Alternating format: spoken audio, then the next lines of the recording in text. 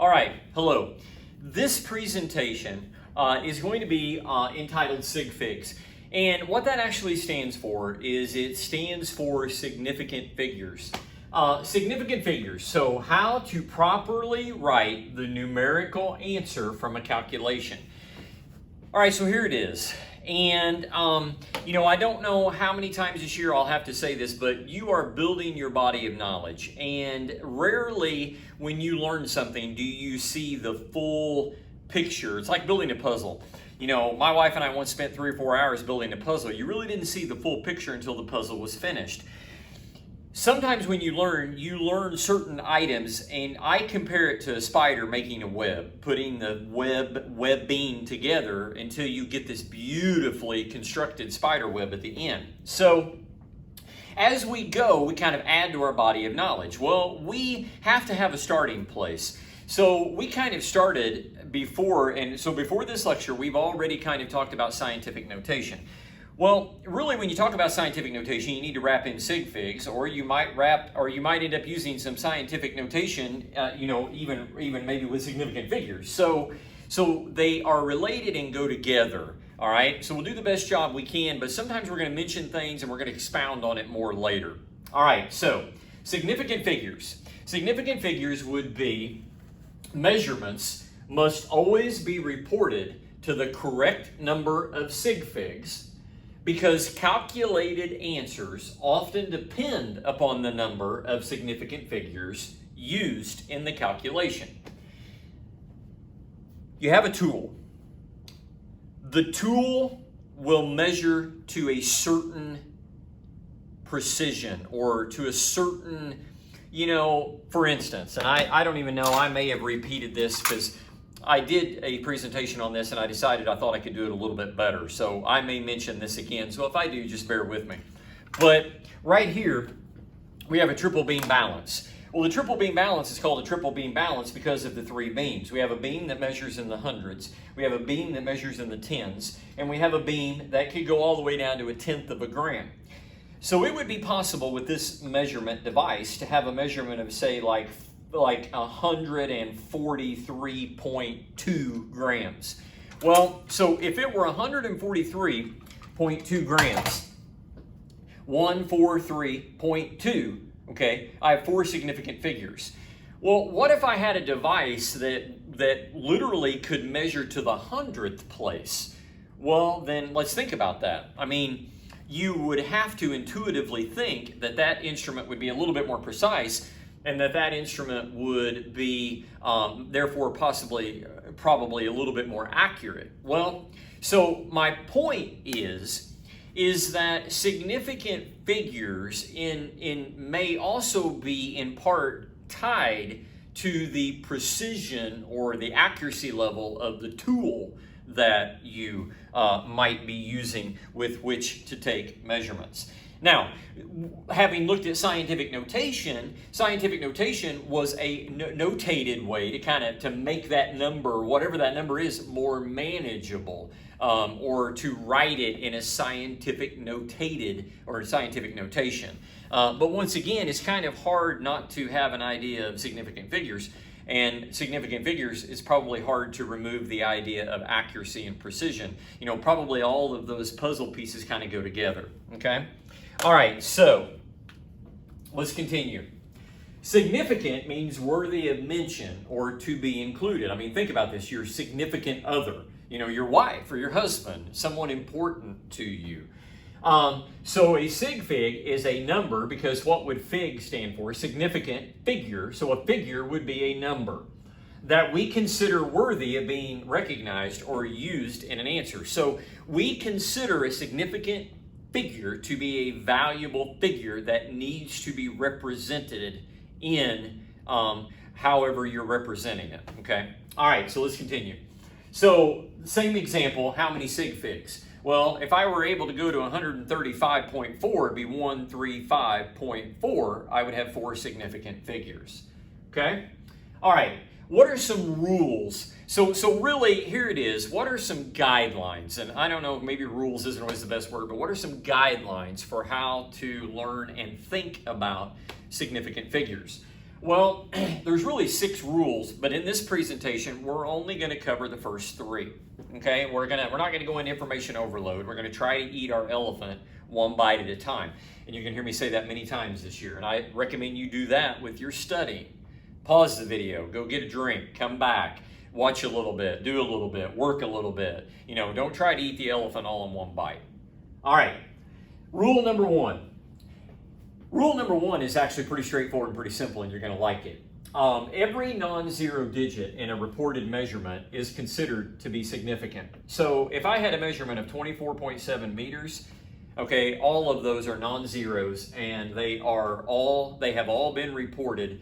And so whatever tool I'm using has this much, if you want to say, and I know some people may argue with me and kind of trying to use precision and accuracy interchangeable, because we talked about at the beginning of the year, and you can go back to the very first presentation, precision and accuracy are not exactly the same thing.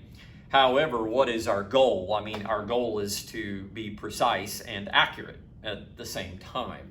So whatever tool we're using here, we were able to get a measurement of 24.7 meters.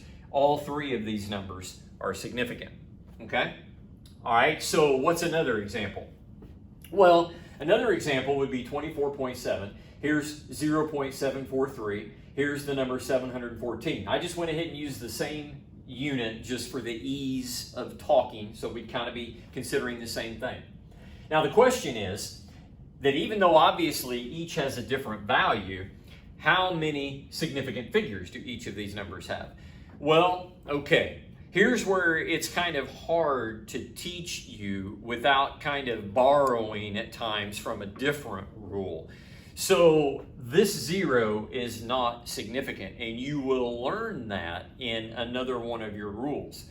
So why am I showing you now? Because why not? Let's tie things together. So this has 3 sig figs, this has 3 sig figs, and this has 3 sig figs, okay? So what do they all have in common? Well, I'll tell you what they all have in common. Let me see if I can get my cursor here. They all have 3 significant figures, okay? So why? These were non-zeros, okay? And they are considered significant. So file that away, breathe, think, go slow. It'll all make sense at the end. You don't get a cake until you bake it, but you got to mix up the ingredients first. Okay? All right. Why 3 sig figs? Well, because each of them had 3 non-zero values. And, what about this one again? Well, we're not going to really hammer on that for now, but that 0 was not considered significant. Okay? So they all had 3 significant figures. All right, let's continue. Rule number 2. Zeros appearing between non-zero digits are significant. Now, slow down. Zeros appearing between non-zero digits, okay, are considered significant. So, 2003 meters, these 2 zeros are between these 2 values. So, how many sig figs do we have? How many sig figs do we have right there? Well, we have 4. 1, 2, 3, 4, okay? What about this number right here? Again, remember that number we mentioned earlier? Well, once again, so we're just trying to tie things together as we go, okay? Where was this 0? Well, that 0 was not between non-zero digits. This particular 0 was to the left of your decimal point, and it was not significant. However, that's a different rule. So what am I trying to get you to understand right now? Well, not really so much this 0. I'm trying to get you to understand these zeros. They are considered significant because they are between 2 non-zero digits. Okay? So can you give me an example? Sure. 7,003, 40.79, 1.503. Now, if these are the values that I give you, then you assume that those values are to a specified, that they are significant. I'm telling you that I'm considering these values, okay? That's the value that I'm giving you. So you look at them and you say, okay, well, according to rule number 2, those 2 zeros are between non-zero digits. that 0 is between non-zero digits, and that 0 is between non-zero digits. So what do they all have in common? You can remember, you're thinking with me, you're working even ahead of me if you want. And what would you say? You would say, okay, those have 4 significant figures. 1, 2, 3, 4, 1, 2, 3, 4, 1, 2, 3, 4, right? So what was rule 1? Rule 1 was all numerical digits that were not zeros. What was rule 2? Zeros appearing between non-zero. So far, this doesn't seem too terribly difficult. All right, what was rule number 3? And remember, we're only going to look at the first 3 rules in this presentation. Okay, leftmost zeros appearing in front of non-zero digits are not significant. Okay, now slow down and read that.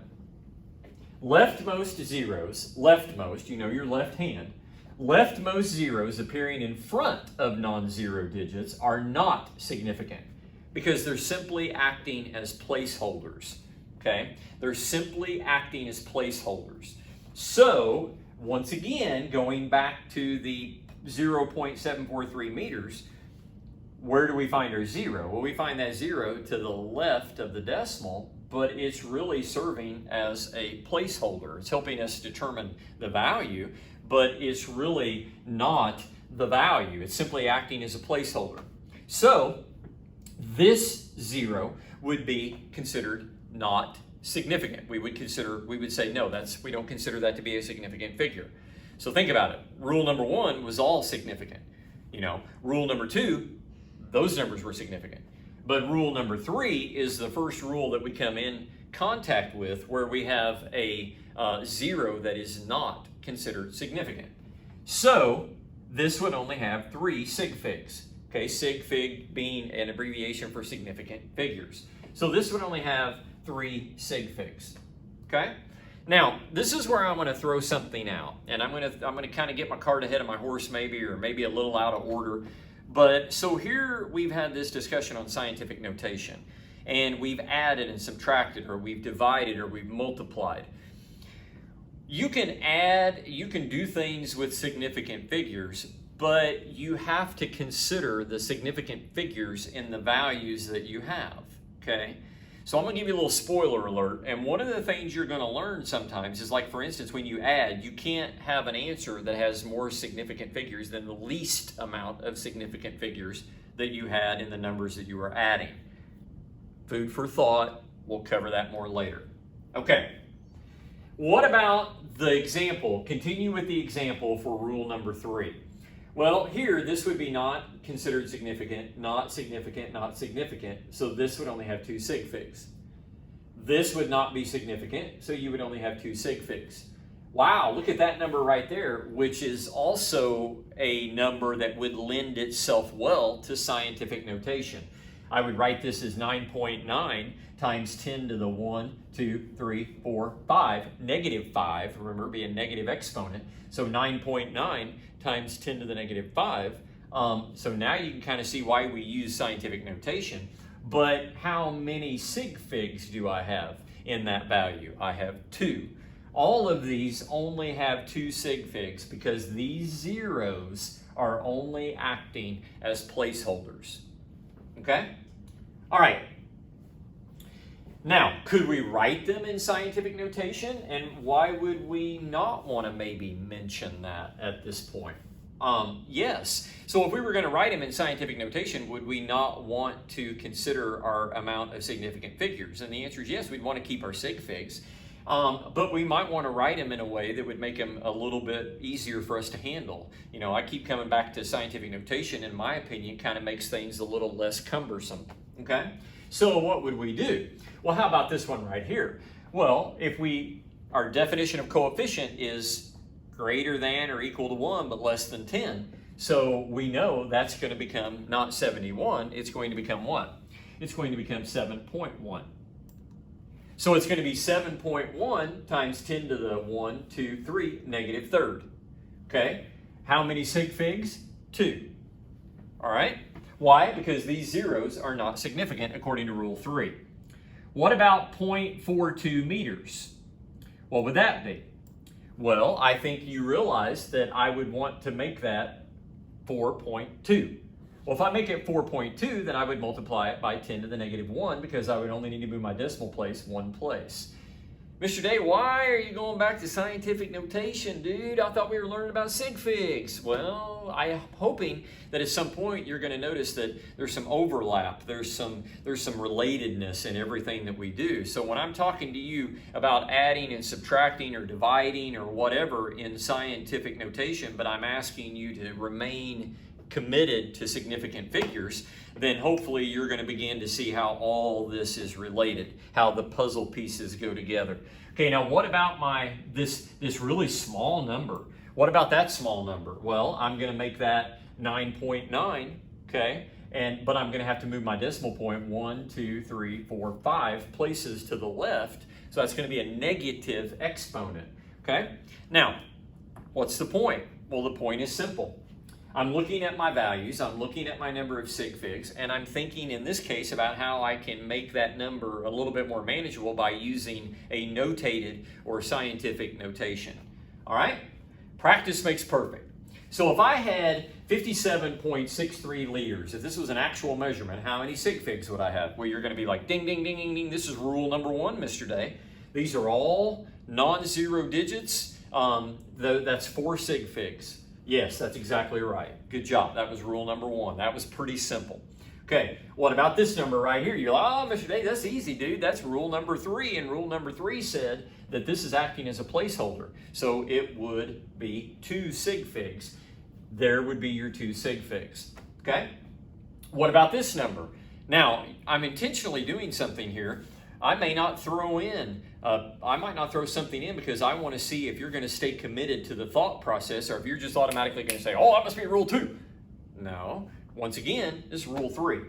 1, 2, 3. So I only have 2 sig figs. Okay? All right, now what about rule 2? Well, rule 2, remember, was the zeros between non-zeros. So they would be significant. So here it is. Here's how we're going to close. You have, in this first presentation on sig figs, you have 3 rules. Rule number 1 was this right here. Rule number 1 was if you have a number like 24.7 meters, all of those are non-zeros, and so they are all considered significant. You'd have 3 sig figs. And that would be related to the precision, the capabilities of whatever your measuring tool was. Now, what if I had 105 grams, let's say, okay? Then I would have 3 sig figs. Why would I have 3 sig figs? Because this 0 is between 2 non-zero digits. What if I had 0.0025, and I'm not even going to create a unit, let's just, whatever it is, whatever my unit is. Then how many sig figs would I have here? These are simply acting as placeholders. They are to the left. I would consider, and I would have a 0 here as well. So I would consider this to only have 2 sig figs. These would be my significant figures right here, not these. This is rule number 1, this is rule number 2, and this is rule number 3. Learn them, love them, live them.